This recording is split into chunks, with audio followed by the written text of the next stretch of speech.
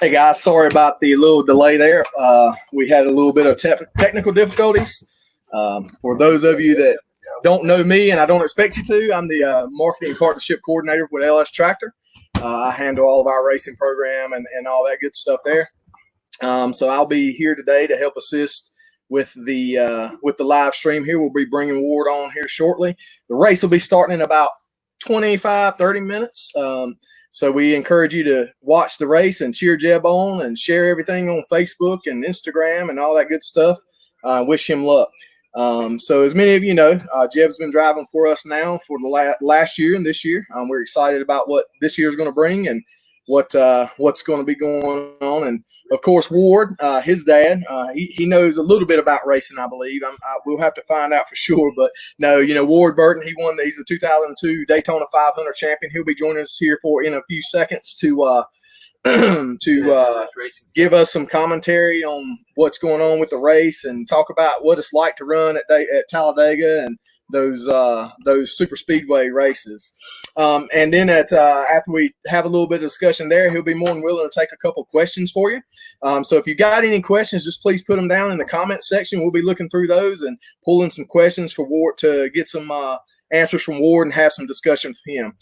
So right now we're just going to give people a few more seconds just to join in. I've got a little video we're going to share with you, and we hope you enjoy it. And we'll get started with everything when we go from there.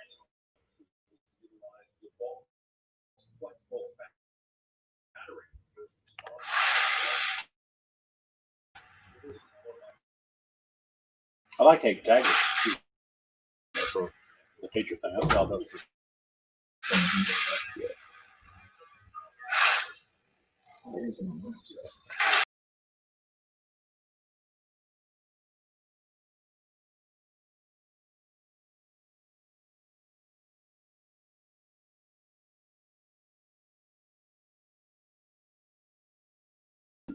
All right, guys.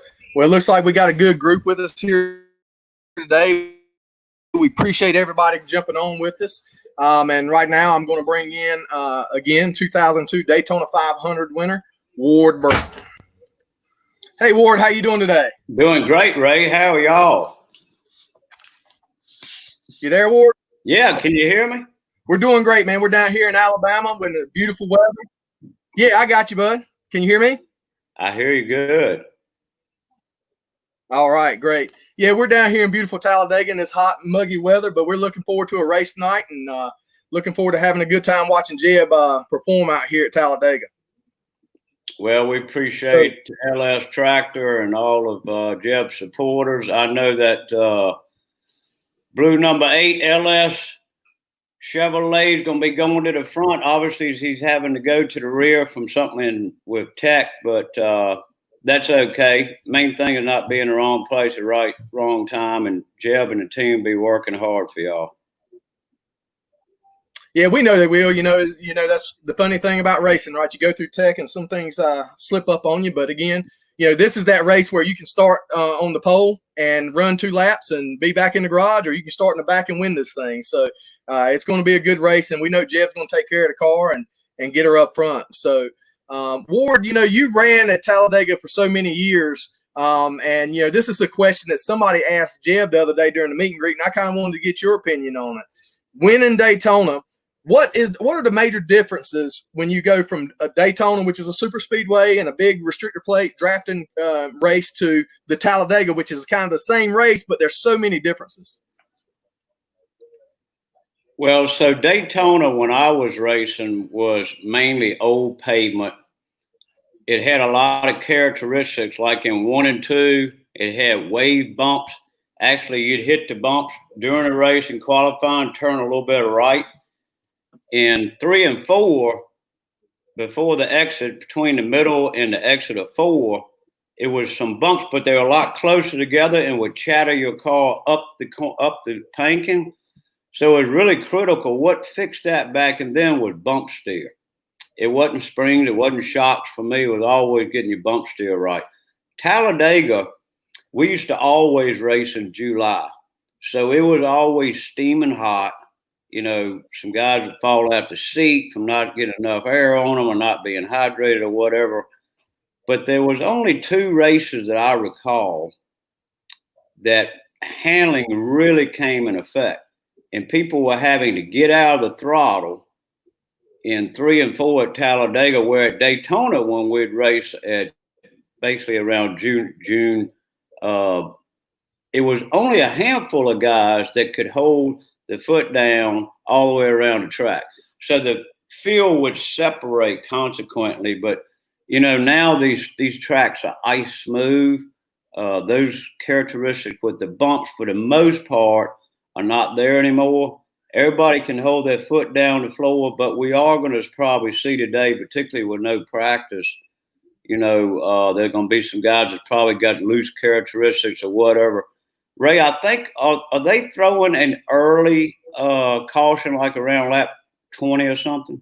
Yeah, I can't remember exactly what it is, but they're going to throw a competition caution just to kind of let the guys check everything out, make sure, nothing scraping, leaking, and all, all that good stuff, and to work on the Carson. Right. Yeah. So great. Well, I'm going to get into some of these questions, Ward, because there's a lot of them, and I think some of them really good, and we want to see what all we can do. Here's a good one. So this is from Kevin Savoy. He's wants to thank you first of all for what you're doing, and it says, "What's the fastest vehicle you've ever driven?"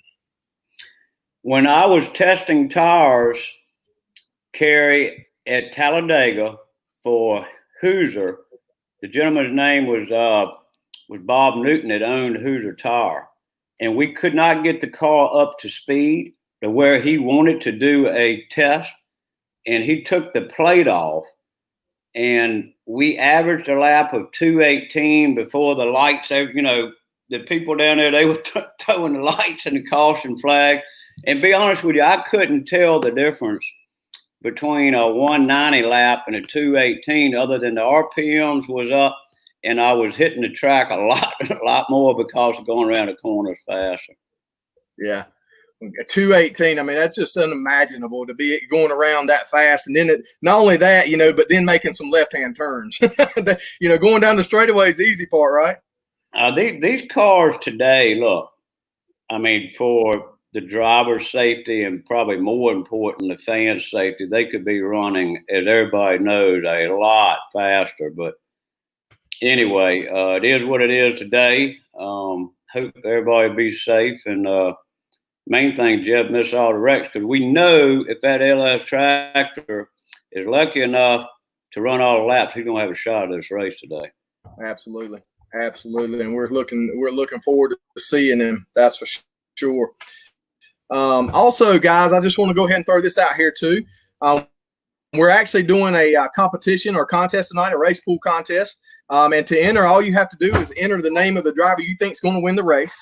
And at each stage, that stage winner, we're going to put everybody who chose them into a bucket, and we're going to draw that name out. And if your driver wins the stage and we draw your name, you're going to win that prize pack. And you can see that on our Facebook page as well. So don't forget in the comments, go ahead and drop the name of the winner that you think is going to win the race. And we know all of you want Jeb to win, but to keep it, and he's going to win, but to keep it interesting, pick just take a quick guess of somebody else, right? But you just choose who you want to win, and then we'll kind of go from there. So Ward, let's keep on going down with some of these other questions. Here's a good one. You and I were talking about this just before we got on and went live.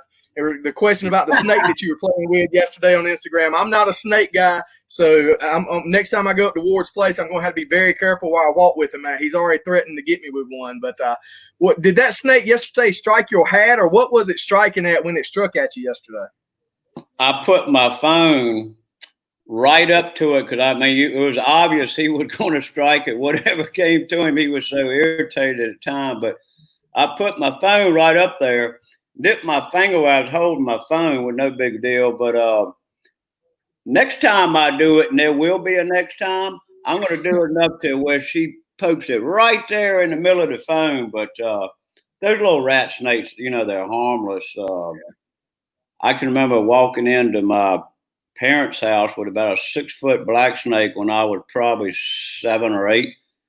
And everybody scattered in the kitchen, and I was looking around like, what? Nobody ever told me you're supposed to be scared of snakes, but only advice I can give you is there's no need to harm non-poisonous snakes you see in your yard and all. You know, in Southside Virginia where we're at, the only poisonous snake we have is copperhead, and it's not lethal, but it certainly is going to take a while to get over the bite. But yeah. Yeah, and that's that's one thing that some race fans don't realize how you love wildlife and are always working with the land and protecting the land. We're a big supporter not only Jeb and the race program, but the Wildlife Burton Wildlife Foundation. So if you get a chance, go over there and take a look at that as well. So we're going to move on here. Here's the next question, Ward. Did you have any race day superstitions or rituals like lucky socks or helmets or anything like that? Anthony, I did not. I've never been superstitious. You know, your mind will be thinking about it. It's just like Jeb today. So they were going to start 8th by just a pill draw. Something went on in tech. I don't know what. I know the team is working hard to get Jeb to have the fastest car today. They're going to the rear. So, you know, it's just a normal thing to be thinking. If there's what can I do? What can I not do? At the end of the day, you can't do anything. There's out of Jeb's control of what happened. You let it go. You start over. We're going to start in the rear today, and hey, going to do the best we can do and hope for no bad luck. But no, sir, I had no superstition whatsoever, and still don't. All right. This is a question from Jim's. How many acres do you deer hunt, and what's the biggest deer you've harvested? Well, my foundation owns around 8,600 acres. We manage all of it exclusively for diversifying wildlife habitat from forestry management, building wetlands, ponds, you know, and try to diversify habitats from everything from a turtle to a salamander in the wetlands to something big, a sporting critter like a black bear or deer or something. But the biggest deer I bagged was last year with Jeb, and it was an old 6-pointer that was 7.5 years old. And even after the rut, this deer still weighed almost 190 pounds. So it was definitely an older deer. But that was the first buck that I've harvested in over a decade. Good deal. Good deal. All right, let's see here. This is from Anthony. Who was your racing idol growing up? Bobby Allison. Bobby Allison. Anthony, I had number 12 on my basketball uniform, baseball uniform, my go-karts, as well as my late model stock. So, and still love the Allison family, Donnie and their families, and Bobby, great people. Knew Davey very well, knew Neil pretty well. Just super, super nice people. So that whole Alabama gang, we're camping today on at Talladega on the Alabama gang super stretch here at Talladega. So we're seeing a lot of that old Alabama gang around here the last couple of days. That's great. If you see some of them, tell them I said hi. We'll do it. Here's another one from Anthony's. What was your favorite track to race? You know, anywhere where my car was handling good was a great, great time that day. But I really look forward going to Darlington and Rockingham because the pavement would eat your tires up so quickly. I felt like that it gave a driver that was willing to search around and find where his car would work and drive the wheels off of it because the car was not going to be handling good. Mm-hmm. But, you know, I just really liked the challenge of Darlington and Rockingham. Good deal. And this one's from a friend of ours we know, Amanda. She just wants to know, what's it like going from a driver to being the parent of a driver? Hey, Amanda, hope you're doing well. It is hard. I don't know how else to say it. You know, it's almost like we were talking about Jeb doesn't have any control today from going 8 to the rear. But when I was driving, I was in control. I'm, you know, even off or on the track, I'm somewhat in control of my destiny. But what Jeb is getting ready to take on today, as well as the other drivers, family to own pins and needles. I'm really happy NASCAR allowed one spouse or a family member to go with the drivers because, you know, Talladega and Daytona are two dangerous tracks. And we saw at Daytona just a couple of months ago, you know, Ryan could have been a lot worse than it turned out. So at those two tracks, a lot of us that have loved ones or people we care about, we're a little bit anxious. So not having any control is a tough thing, Amanda. Yeah, no doubt. All right, Ward, here's another one. This is from James. He wanted to know, what was one of your favorite paint schemes that you ever drove? Man, you know, had some great ones, James. That's a really good question. You know, Mike Swain's Bush car when we had Texas Pete was a really neat paint scheme. Cat obviously came up with a many different MB&A America was not only a great sponsor, still great friends with many of those guys that ran that company. That's a tough one because there was a lot of good ones. And what I remember is the team members that were my friends work on their cars more than I do the actual paint schemes, you know. Yeah, good deal. All right, here's another one, and this is one I know, Jeb, especially when you got family in the business, a lot of people want to know this. Jeb gets a lot of questions a lot of time about how it is racing against Harrison, right? Harrison Burton. So Larry wants to know, Ward, what was it like racing against your brother Jeff? Larry, Jeff and I had a get together at South Boston Speedway about the second year that I had caught up with Jeff. So my dad took Jeff, being the youngest, straight from go-karts to late model stock.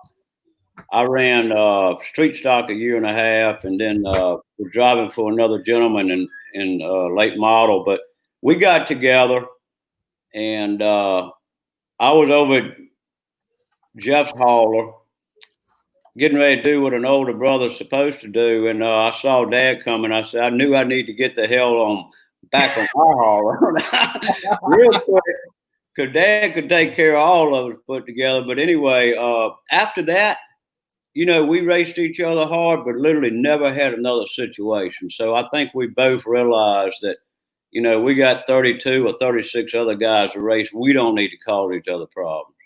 That's right. Good deal. All right. And this is from Simon. He's like, he wants to know, what was your favorite memory of Jeb's racing career so far? Simon, that's a tough question. It's a good question. You know, obviously him winning the Texas race in the truck was one of the tops for me ever being around a racetrack. But when we first started with Jeb, he didn't understand how when you go in a corner with a race car, you got to get the nose to turn, then you start throttle. And he would get the car so out of shape, coming particularly out of 4, I could literally see the right side door numbers and never overcorrected, always straightened it out, didn't wreck it. And I was like, man, if we can ever teach this kid the proper way to drive the car, he's a natural wheel man. So, you know, all the efforts we've gone through and all the support that he's got, it's been hard that he's not out there full time. But, you know, Jeb and my whole family and everybody supports Jeb. Thanks LS and State and Alsco and Ultimate Hitter so much. I don't even have the words to mention it. So it's been a tough road, but, you know, even at Daytona just a couple months ago, you know, he led the most laps. That Blue 8 LS tractor car looked great out there, and we all thought we had a chance to win the race, and it was just Lady Luck wasn't shining on us at the end there. But you never know. It might be today. That's right. That's right. All right, guys, don't forget, just drop the name of who you think is going to win the race today. There's some great prizes. We got some great prize packs for each stage, and the overall winner, we got some coolers from Big Frig. We got some Dead Ringer products, some great hunting products there from Rogue Ridge Outfitters.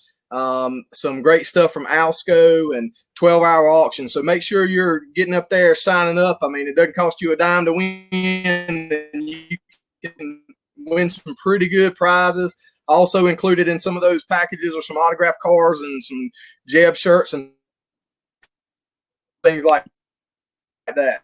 So let's see if there we go. Do you think? Let's see. I'm sorry, went the wrong. There we go. Do you think Virginia International Raceway would be cool to see Xfinity trucks or cars or trucks?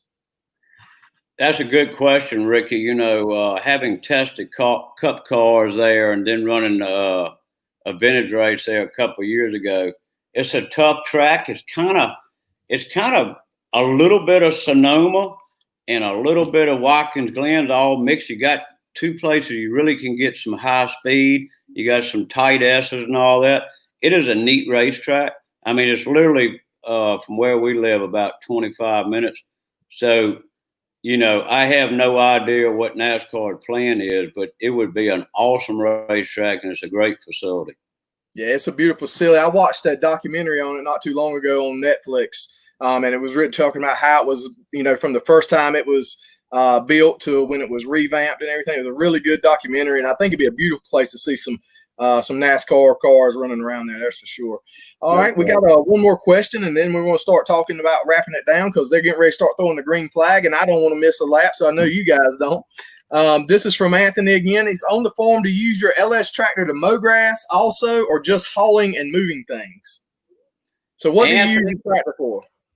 Anthony, I use that tractor for everything. So last year, as you know, if you're around Southside Virginia, we had a lot of rain, a lot of sheer wind. There were times when I had so many trees down that it was almost overwhelming. The bucket on the LS tractor saved me gobs and gobs of manpower. But just last Friday and Saturday, I used the LS tractor to spray, to no-till, to disc. That's leveling, disking, dragging, and cutaway disc. I mean, you name it, I'm using it for it. These tractors are well made. And the one I got is a 73 horsepower. It'll pull my 10-foot cutaway disc.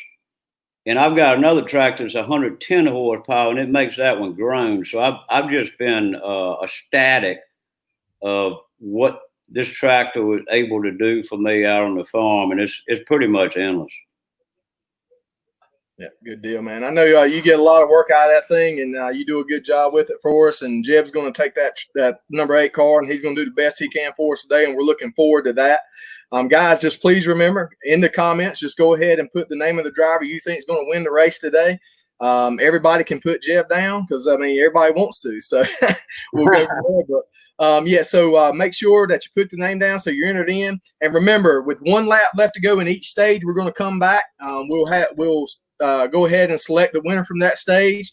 And we'll bring Ward back in here, and he can kind of give us a little commentary real quick on what's going on the racetrack. And when they get ready to go back to green, we'll shut her down again and do the same thing for each stage. So thank you guys for coming in here with us. And we look forward to seeing you guys.